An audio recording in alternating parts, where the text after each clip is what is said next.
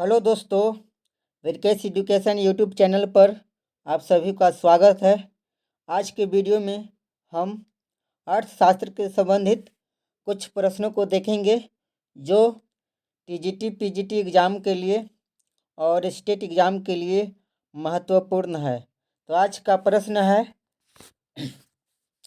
निम्न में से कौन पर्यावरण ह्रास का कारण नहीं है?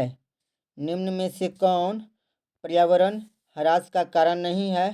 तो ऑप्शन ए है कौशल विकास, ऑप्शन बी है गरीबी, ऑप्शन सी है औद्योगिकीकरण, ऑप्शन डी है विलासितापूर्ण जीवन शैली। तो इसका उत्तर होगा ऑप्शन ए कौशल विकास।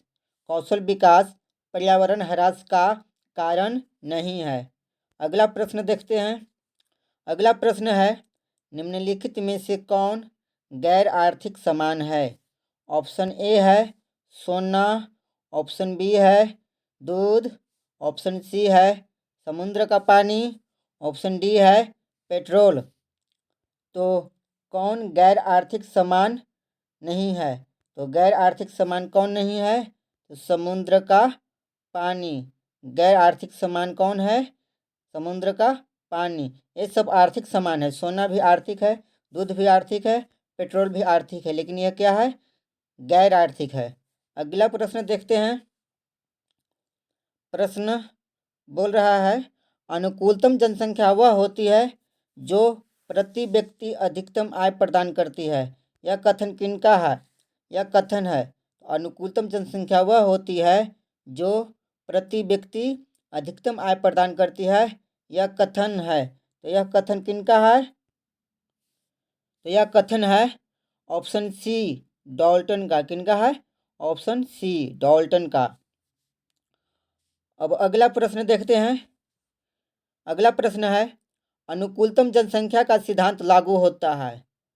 तो अनुकूलतम जनसंख्या का सिद्धांत किस पर लागू होता है? ऑप्शन ए है कम जनसंख्या वाले देश पर, ऑप्शन बी है अधिक जनसंख्या वाले देशों में, ऑप्शन सी है कम जनसंख्या एवं अधिक जनसंख्या वाले दोनों देशों में, ऑप्शन डी है उपयुक्त में से किसी में नहीं। तो अनुकूलतम जनसंख्या का सिद्धांत लागू होता है ऑप्शन सी। ऑप्शन सी कम जनसंख्या एवं अधिक जनसंख्या वाले दोनों देशों में। अब अगला प्रश्न की ओर चलते हैं। तो अगला प्रश्न है, डाल्टन के अनुसार जनसंख्या के कुल समायोजन का सूत्र है। तो कुल समायोजन का सूत्र क्या है? तो कुल समायोजन का सूत्र है option B m equal to A minus O बटा में ओ, यानी कि वास्तविक जनसंख्या माइनस अनुकूलतम जनसंख्या बटा में अनुकूलतम जनसंख्या। अब अगला प्रश्न की ओर चलते हैं। तो अगला प्रश्न है, उत्पादन में वृद्धि जनसंख्या की तुलना में धीमी होगी जब तक कि लोगों में भूखमरी न हो जाए। यह कथन किनका है? उत्पादन में वृद्धि जनसंख्या की तुलना में धीमी होगी जब तक कि लोगों में भूखमरी न हो जाए। यह कथन किनका है? तो यह कथन किनका है? तो यह कथन है ऑप्शन ए में दिया है एडम स्मिथ का, ऑप्शन बी है जेम किन्स का, ऑप्शन सी है आर नर्स का, ऑप्शन डी है माल्थस का। तो यह कथन है किनका? यह कथन है, तो यह कथन है माल्थस का। किनका है? माल्थस। ऑप्शन डी माल्थस का यह कथन है। माल्थस साहब ने ही कहे थे कि उत्पादन में वृद्धि जनसंख्या की तुलना में धीमी होगी जब तक कि लोगों में भूखमरी न हो जाए। अब देखते हैं अगला प्रश्न।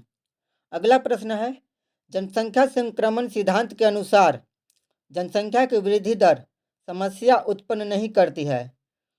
तो जनसंख्या की वृद्धि दर समस्या उत्पन्न कब नहीं करती है? प्रथम व द्वितीय चरण में अवस्था में, या ऑप्शन ए है प्रथम व द्वितीय अवस्था में, ऑप्शन बी है प्रथम व तृतीय अवस्था में, ऑप्शन सी है द्वितीय या तृतीय अवस्था में, ऑप्शन डी है केवल प्रथम अवस्था में। तो जनसंख्या संक्रमण सिद्धांत के अनुसार जनसंख्या की वृद्धि दर समस्या उत्पन्न नहीं करती है। तो समस्या उत्पन्न कब नहीं करती है? तो वह ऑप्शन होगा बी, ऑप्शन बी, प्रथम व तृतीय अवस्था में।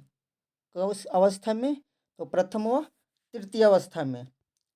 अब देखते हैं अगला प्रश्न। अगला प्रश्न है, निम्नलिखित में से कौन भारत की वर्तमान अर्थव्यवस्था की विशेषता नहीं है। यहाँ बोल रहा है अर्थव्यवस्था की विशेषता नहीं है। तो भारत में वर्तमान समय में अर्थव्यवस्था की विशेषता नहीं है। ऑप्शन ए है गरीबी, तो यह गरीबी है भारत में। ऑप्शन बी है आंशिक संगठित श्रम शक्ति। ऑप्शन बी क्या है, आंशिक संगठित श्रम शक्ति। ऑप्शन सी क्या है, बेरोजगारी एवं अर्ध बेरोजगारी। ऑप्शन डी क्या है, आय एवं संपत्ति के वितरण की समानता। तो यहाँ पर बोला है कि विशेषता नहीं है, तो भारत में यही विशेषता नहीं है। ऑप्शन डी, आय एवं संपत्ति के वितरण की समानता। यहाँ पर आय और संपत्ति के वितरण की समानता नहीं है। कोई बहुत अधिक धनी है तो कोई यहाँ पर बहुत अधिक गरीब है। अब अगला प्रश्न देखते हैं। अगला प्रश्न है, निम्नलिखित में से कौन सा जैकब वाइनर के अनुसार विकास का सूचक है।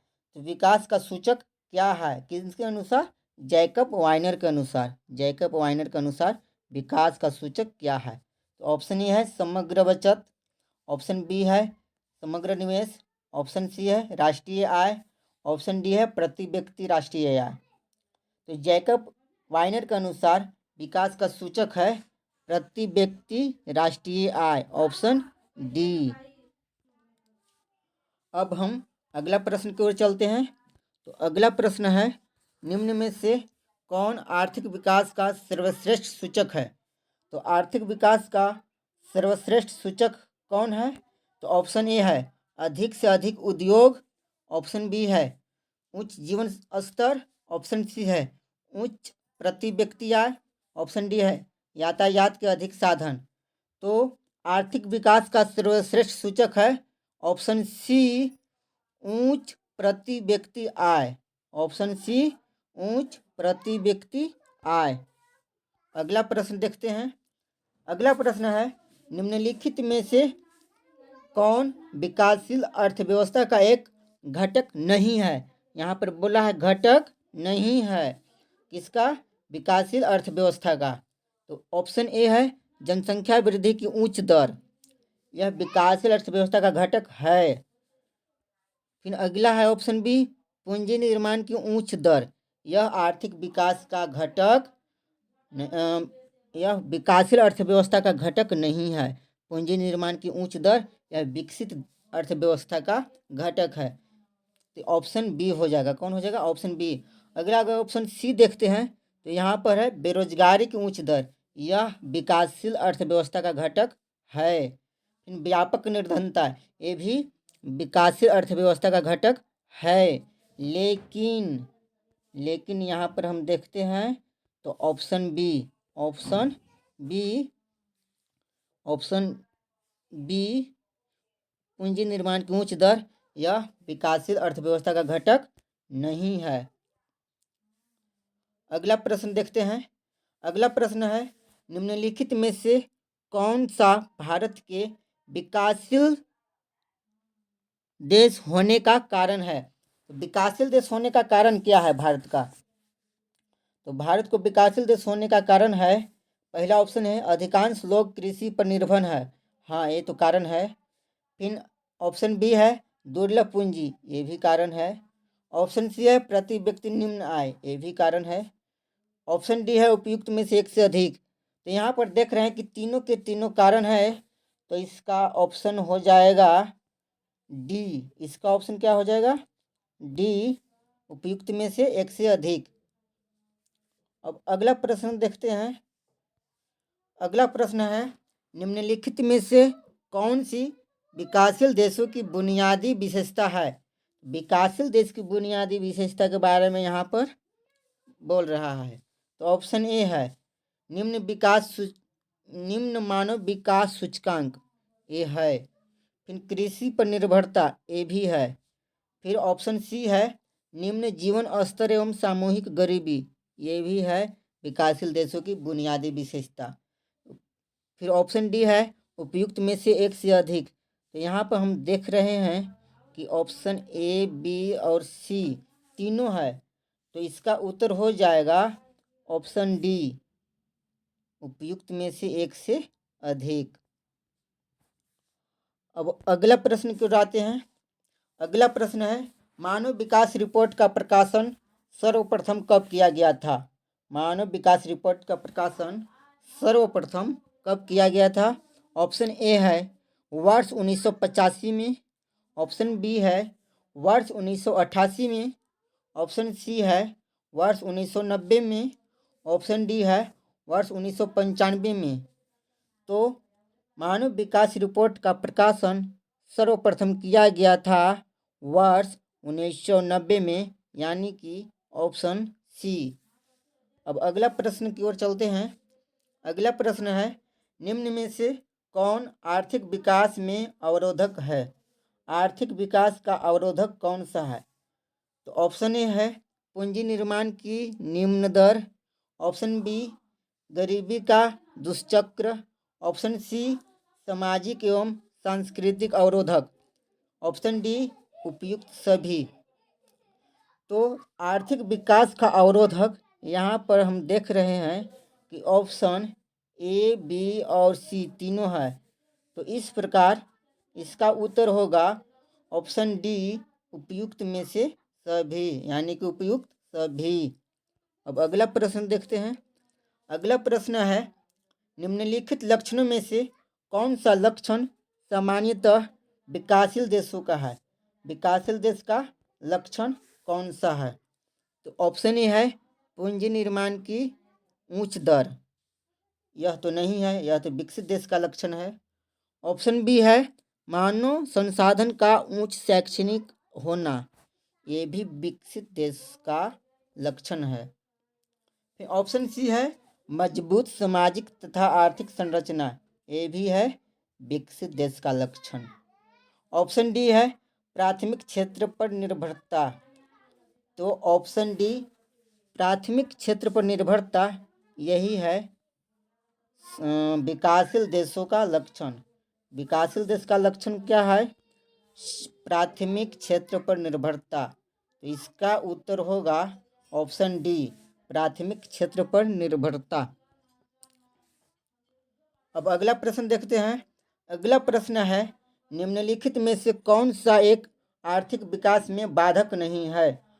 आर्थिक विकास में बाधक नहीं है, यहाँ बाधक कौन नहीं है? बाजार की अपूर्णताएं, ऑप्शन ए, ऑप्शन बी उपभोग में प्रदर्शन प्रभाव, ऑप्शन सी व्यापार की अनुकूल शर्तें, ऑप्शन डी निर्धनता का दुष्चक्र। तो यहाँ आर्थिक विकास का बाधक नहीं बोला है, तो इस प्रश्न का उत्तर होगा व्यापार की अनुकूलतम शर्त, ये आर्थिक विकास के बाधक नहीं है, बाकी तीनों आर्थिक विकास के बाधक हैं। तो इस प्रश्न का उत्तर हो जाएगा ऑप्शन सी, व्यापार की अनुकूलतम शर्तें। अब अगला प्रश्न देखते हैं। अगला प्रश्न है जनसंख्या में वृद्धि इसके रास्ते में आती है? तो जनसंख्या में अगर वृद्धि होता है तो यह किसके रास्ते में आती है? आध्यात्मिक विकास के रास्ते में आती है, ऑप्शन बी आर्थिक विकास के रास्ते में आती है, ऑप्शन सी राजनीतिक विकास के रास्ते में आती है, या ऑप्शन डी सांस्कृतिक विकास के रास्ते में आती है। तो जनसंख्या में वृद्धि आर्थिक विकास के रास्ते में आती है। अगर जनसंख्या में वृद्धि होता है तो यह आर्थिक विकास पर प्रभाव डालती है। अब अगला प्रश्न देखते हैं। अगला प्रश्न है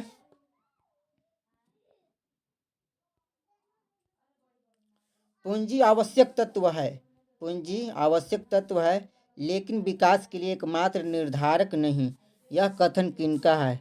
पूंजी आवश्यक तत्व है लेकिन विकास के लिए एकमात्र निर्धारक नहीं, यह कथन किनका है? ऑप्शन ए रोस्टो का, ऑप्शन बी रिचर्डसन का, ऑप्शन सी सैमुअल्सन का, ऑप्शन डी आर्नरकर्से का। तो कथन पूंजी आवश्यक तत्व है लेकिन विकास के लिए एकमात्र निर्धारक नहीं, यह कथन है, तो यह कथन है ऑप्शन डी आर्नरकर्से का। पूंजी आवश्यक तत्व है लेकिन विकास के एकमात्र निर्धारक नहीं। यह कथन किनका था? आर नर्क्से का।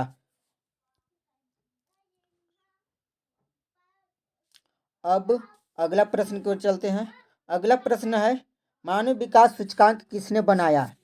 ऑप्शन ए संयुक्त राष्ट्र संगठन, option B Mahbub ul Haq, option C Amartya Sen, option D Jean Dreze. तो मानव विकास सूचकांक को बनाया था ऑप्शन बी महबूब उल हक ने। अब अगला प्रश्न देखते हैं। अगला प्रश्न है जीवन की भौतिक गुणवत्ता सूचक का प्रतिपादन किसने किया था? जीवन की भौतिक गुणवत्ता सूचक का प्रतिपादन किसने किया था? Option A Travis Singer, option B Morris D Morris, option C Amartya Sen, option D G R Cassel. तो जीवन की भौतिक गुणवत्ता सूचक का प्रतिपादन option B Morris D Morris ने किया था। किसने किया था? Morris D Morris. अब अगला प्रश्न की ओर चलते हैं। अगला प्रश्न है, सर्वप्रथम जनसंख्या सिद्धांत किस अर्थशास्त्री ने दिया? तो सर्वप्रथम जनसंख्या सिद्धांत को किस अर्थशास्त्री ने दिया? तो ऑप्शन ए है जे एस मिल, ऑप्शन बी है एडम स्मिथ, ऑप्शन सी है माल्थस, ऑप्शन डी है रिकॉर्डो। तो सर्वप्रथम जनसंख्या सिद्धांत किस अर्थशास्त्री ने दिया था? तो वह दिए थे माल्थस, यानी कि ऑप्शन सी। अब अगला प्रश्न देखते हैं। अगला प्रश्न है, एक देश गरीब है क्योंकि वह गरीब है। यह कथन किनका है? एक देश गरीब है क्योंकि वह गरीब है, यह कथन किनका है? ऑप्शन ए है नर्क्स का, ऑप्शन बी है हिक्स का, ऑप्शन सी है रोस्टो का, ऑप्शन डी है रिकॉर्डो का।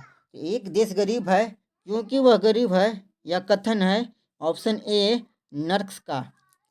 अब अगला प्रश्न देखते हैं। अगला प्रश्न है, क्राउडिंग आउट प्रभाव क्या है? क्राउडिंग आउट प्रभाव क्या है? ऑप्शन ए है उद्योगों को हटाना, ऑप्शन बी है निवेश में कमी करना, ऑप्शन सी है निवेश में वृद्धि करना, ऑप्शन डी है सरकारी व्यय में वृद्धि के प्रभाव से निजी व्यय में कमी होना। तो क्राउडिंग आउट प्रभाव ऑप्शन डी है सरकारी व्यय में वृद्धि के प्रभाव से निजी व्यय में कमी होना ही क्राउडिंग आउट प्रभाव है। अगला प्रश्न देखते हैं। अगला प्रश्न है, सामाजिक ऊपरी पूंजी का विचार दिया। सामाजिक ऊपरी पूंजी का विचार दिया, यानी कि सामाजिक ऊपरी पूंजी का विचार किसने दिया? ऑप्शन ए है हर्समैन, ऑप्शन बी है पी सिंगर, ऑप्शन सी है आर नर्क्स, ऑप्शन डी है रोसेटिन रोडेन। तो सामाजिक ऊपरी पूंजी का विचार दिया ऑप्शन ए हर्समैन ने। किसने दिया था? हर्समैन ने। इस प्रकार हम आज के वीडियो में अर्थशास्त्र के महत्वपूर्ण 25 प्रश्न को देखे। यह प्रश्न आप लोग को कैसा लगा कमेंट में एक बार ज़रूर बताएं। अब हम नए वीडियो के साथ अगले वीडियो में नए प्रश्नों के साथ अगले वीडियो में मिलेंगे। तब तक के लिए धन्यवाद।